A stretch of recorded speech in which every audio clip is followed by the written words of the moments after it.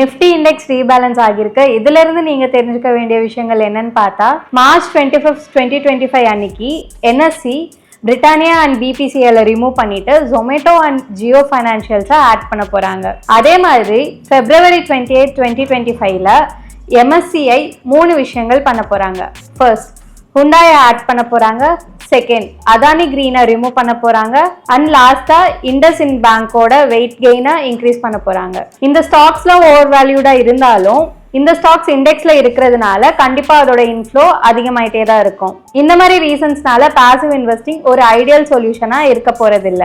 Indian markets இன்னும் இன்எஃபிஷியன்டா தான் இருக்கு. ஸ்டாக்ஸோட ஃபண்டமெண்டல்ஸை பார்க்காம வெறும் மார்க்கெட் கேப்பை பார்த்து ஆட் பண்றதுனால ஆக்டிவ் இன்வெஸ்டிங் ஒரு அட்வான்டேஜா இருக்கும். ஃபண்ட் மேனேஜர்ஸ் மிஸ்பிரைஸ் ஸ்டாக்ஸை ஐடென்டிஃபை பண்ணுவாங்க. ஆப்பர்ச்சுனிட்டிஸை கிராப் பண்ணி உங்க போர்ட்ஃபோலியோவை ரிஸ்க்ல இருந்து ப்ரொடெக்ட் பண்ணுவாங்க.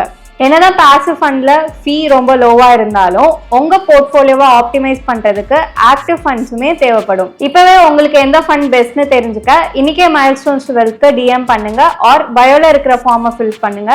எங்க அட்வைசர்ஸ் உங்களுக்கான ரைட் சாய்ஸை கைட் பண்ணுவாங்க.